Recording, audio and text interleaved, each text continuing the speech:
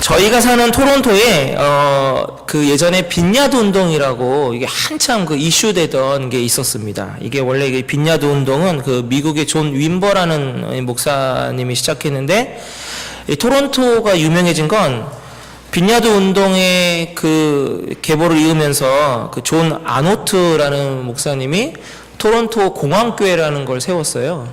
개척하고 이제 거기서 이제 매일 저녁에 집회를 했는데 그 놀라운 특징들이 있는 겁니다. 막 거룩한 웃음, 떨림, 그 다음에 쓰러지는 거예요. 이렇게 쓰러짐, 그 다음에 짐승 소리, 무슨 뭐 돼지 소리, 무슨 뭐 이런 동물 소리 등 비성경적인 현상들이 막 일어났습니다.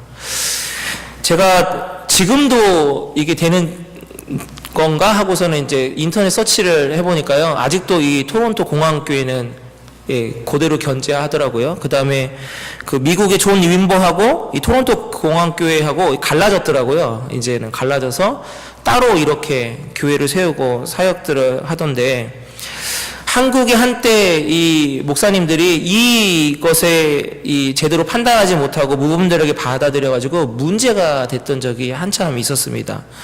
그래서 이단으로 규정을 하고 그 다음에 받아들이거나 참석하는 것을 나중에 이제 금지하게 되었는데요. 이 빈야드 운동의 창시자였던 이 존 윈버 목사가 바로 성령의 권능이라는 것을 이렇게 해석했습니다. 능력, 그러니까 권능이란 초자연적인 능력이요, 초자연적인 성령의 은사로서 병자를 치유한다든지 귀신을 내어 쫓는다든지 예언을 한다든지 혹은 지식의 말씀이라고 하는 은사를 사용해서 전도하는 것을 말한다, 이렇게 되어 있습니다. 마치 초자연적인 능력이 없으면 성령의 권능을 받지 못한 것으로 생각하게 됩니다.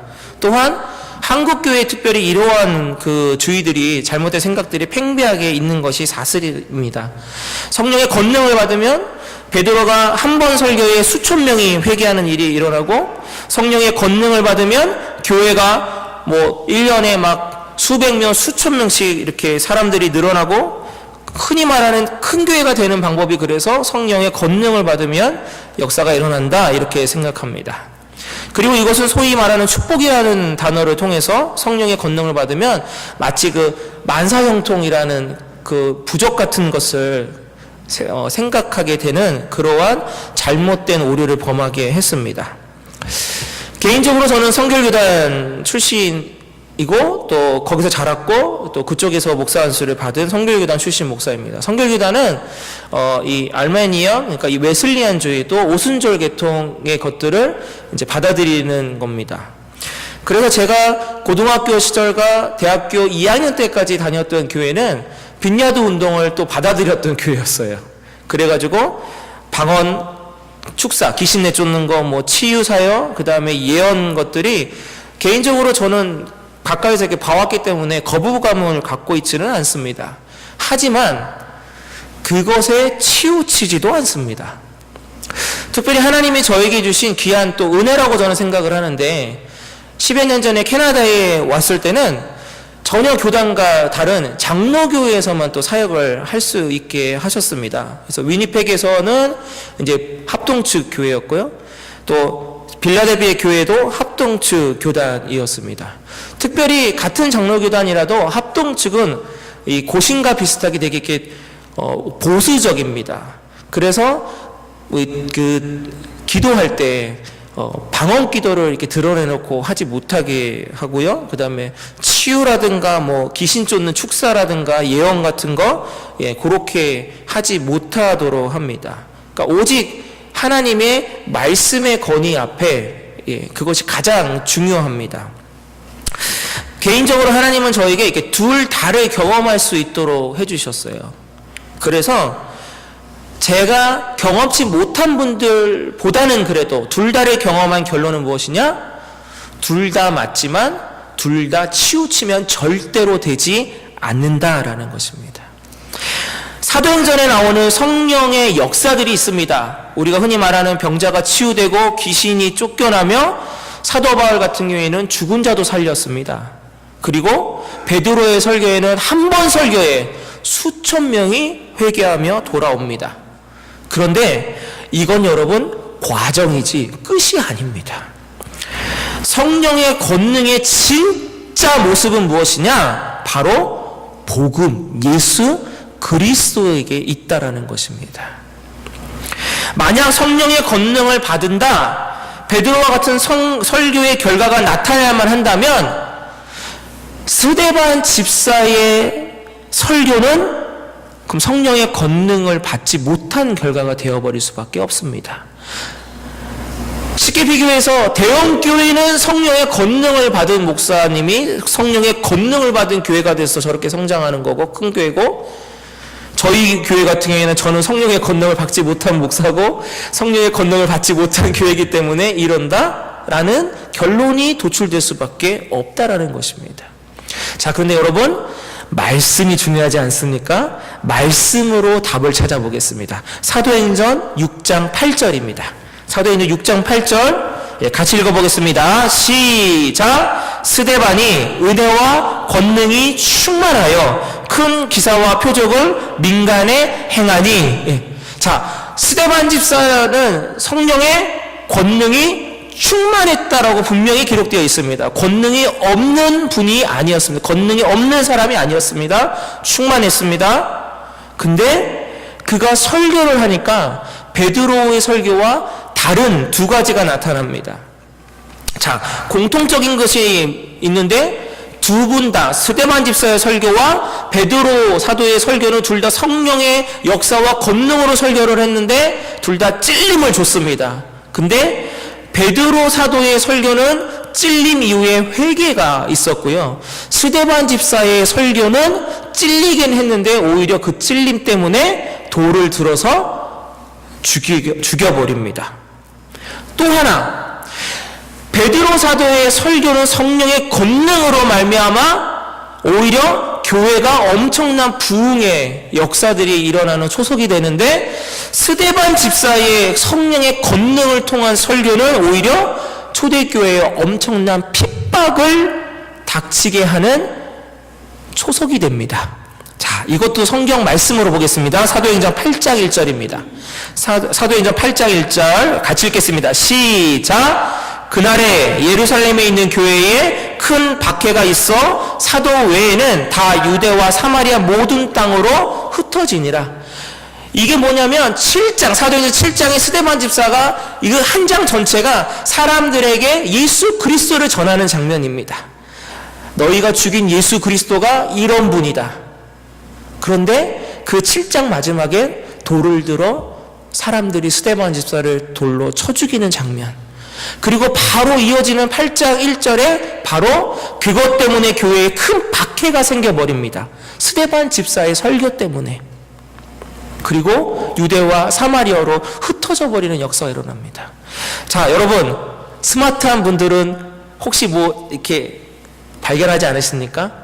저희가 오늘 본문 읽은 1장 8절에 온 유대와 사마리아와 땅끝까지 증인된다고 했는데 1장 8절을 뒤집으면 8장 1절은 바로 그 일들이 시작되는 것이 어떻게 시작되는지를 보여주는 겁니다. 그렇기 때문에 여러분, 제가 성경의 말씀에 입각하여 자신 있게 드릴 수 있는 건 우리가 혹시나 성령의 그러한 역사라고 하는, 권능이라고 하는 그런 초자연적인 부분이라고 하는 거 혹시나 잘못 알고 계신 분들이 계시다면 오늘 이 설교를 통해서 내가 그동안 너무 치우쳤구나, 다시 생각하시면 됩니다. 성령의 능력을 받은 스데반 집사를 통해서 성령의 권능의 역사는 무엇이냐? 바로 예수님이 말씀하신 땅끝까지 복음이 전파되는 역사의 시작이라는 것입니다. 오히려 핍박과 박해 때문에 수많은 믿는 사람들이 흩어지게 됩니다. 어쩔 수 없이 피신하게 됩니다. 그러나 거기서 또 다른 복음의 새싹들이, 씨앗들이 피어나고 열매 맺음을 통하여 오늘 우리가 읽은 사도행전 1장 8절에 있는 그 역사가 시작한 겁니다. 사도행전의 저자인 누가는 바로 성령의 권능을 받는다는 것이 이런 거다라는 것을 알려주는 겁니다. 성령의 권능을 받으면 기적과 이적과 은사를 나타내는 것이 아니라 그것들은 복음, 즉 예수 그리스도를 전하는 도구일 뿐이지, 궁극적인 성령의 능력은 복음에 사로잡혀서 내가 바로 복음의 산 증인되는 삶을 사는 것, 이것이 바로 성령의 권능을 받은 진짜 하나님의 자녀의 모습이라는 것입니다. 그래서 권능이란 복음에 대한 진실한 고백이고, 그리고 그 복음을 위해서 살고 싶은 담대한 마음입니다. 그것이 바로 성령의 권능이 임할 때 바로 저에게, 여러분들에게 나타나는 행동입니다. 우리들의 상황과 여건의 어려움 속에서도 하나님 나라에 대한 갈망, 내가 정말 미칠 듯이 예수 그리스도를 사랑하며 그것을 전하고 싶다라고 하는 그 뭔가 그 터질 것 같은 그러한 답답함, 그것이 바로 권능에 나타나는 동기이자 결과라는 것입니다. 그러므로 권능은 무엇을 하느냐의 문제가 아니라 누가 되느냐의 문제입니다. 예수 그리스도를 믿고 복음의 사명을 느낀다면 성령으로 주어진 그 권능이 바로 저와 여러분에게 있다라는 것입니다. 청년 바보 의사라는 책을 혹시 보신 분들이 많이 계실 줄로 압니다. 저는 2010년에 이 책을 봤습니다. 그리고 다시 설교를 준비하면서 다시 한번 꺼내서 훑어보게 되었는데요. 마지막 장면에 이 죽어가는 아들을 위에서 외치는 아버지의 그 모습, 그 다음에 그 동료인 고인된 이 안수연 청년을 살리겠다고 동료 의사들이 계속 응급 처치를 하면서 하는 그 부분, 그 다음에 장례식장에 모든 사람들이 오는데 구두 닦는 분이 와서 고백하는 장면을, 이제 마지막 장면을 제가 이렇게 읽으면서 갑자기 이렇게 눈시울이 확 뜨거워지는 것을 또 느낄 수 있었습니다. 안수연이라는 청년 얘기입니다. 72년도에 태어나서 2006년, 그러니까 33살의 젊은 나이에 하나님의 부르심을 받았습니다. 재수해서 고려대학교 의대를 나와서 의사로서 삶을 살았던 믿음의 청년입니다. 그리고 죽을 때는 군의관으로 복무할 때인데, 군의관으로 복무할 때 보통 병사들하고 따로 이렇게 있는 것이 맞는데, 훈련 중에 점심시간에 병사들과 함께 밥을 먹으면서 그들과 함께 대화하면서 있다가 유행성 출혈열이라는 것에 갑자기 감염돼서 정말 갑자기 세상을 떠나게 됩니다. 여기까지만 보면 세상 사람들은 뭐라고 표현할까요? 이야, 참 억수로 재수없다. 아마 그렇게 끝날 겁니다. 그러나 이 안수연이라는 이분이 위대한 것은 바로 매 순간, 정말 1초도 낭비하지 않고 매 순간 자신의 주변에 있는 사람들에게 최선을 다해서 예수 그리스도를 전하는 복음, 산 증인의 삶을 살았기 때문입니다. 이 안수연이라는 이분은 의사로서 진료할 때 한 사람 한 사람, 한 분 한 분 정말 예수 그리스도의 마음으로 진료를 했고요. 환자 한 분 한 분의 이름을 그래서 다 외우고 있었습니다. 병동에서 만나는 간호사들, 동료 의사들에게 항상 기회가 되면 자신의 그러한 그 모습으로 전도할 뿐만 아니라 예수 그리스도를 전했습니다. 또한 오죽하면 병원에 있는 청소부 아줌마, 매점, 그 다음에 아까 그 장례식장에 왔다는 그 구두 닦는 분에까지 정말 살아있는 작은 예수의 모습으로 대하며 복음을 전했다라는 것입니다. 그렇게 전하고 나누고 섬겼던 사람들의 그러한 고백이 그 책의 마지막 부분에 담겨 있는데, 제가 PPT로 이거를 이렇게 보여드리면서 제가 잠깐 읽어드리도록 하겠습니다. 그의 영정사진이 걸리기 전부터 장례식장은 물밀듯 밀려오는 조문객으로 들어설 곳이 없었습니다. 어떤 계산도 깔리지 않은 순전한 슬픔, 그 한 가지로 4,000명이 넘는 그의 우정들이 몰려들었습니다. 의사들, 간호사들, 병원 직원들, 교회 선후배들, 예훈 동역자들, 대학부 제자들, 군인들 등등. 그 안에는 병원 청소하시는 분, 식당 아줌마, 침대 미는 도우미, 매점 안에서 구두 닦는 분도 계셨습니다. 그 한 분 한 분에게는 수연 형제가 은밀하게 베푼 사랑의 이야기가 들어 있었습니다. 구두 닦는 분은 자신에게 항상 허리를 굽혀 공손하게 인사하는 의사는 그 청년이 평생 처음이라고 했습니다. 그리고 그 책의 맨 마지막 부분은 고인을 생각하면서 몇몇 분들의 기록들, 그러니까 자신들의 그것을 남겨놓은 것이 있는데, 살아있을 때 전도했던 그 간호사분의 한 분은 전도를 이제 받아들이지 못했는데, 오히려 이 안수연 청년이 죽은 다음에 살아계신 하나님을 믿게 되었다고 적혀 있습니다. 제가 이분의 얘기를 해드리는 것은 바로 이것 때문입니다, 여러분.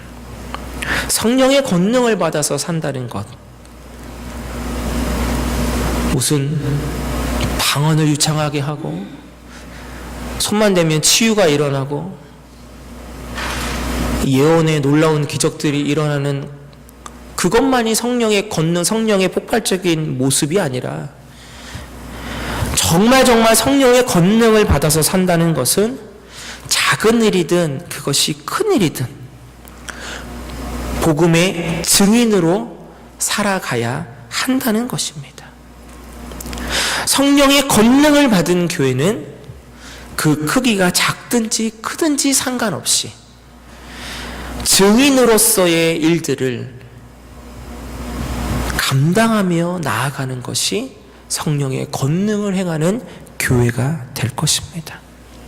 그리고 결과가 크게 나타나든지 작게 나타나든지, 아니요, 결과가 혹시나 하나도 없다고 할지라도 예수 그리스도가 나의 주인이시고 나의 구주시고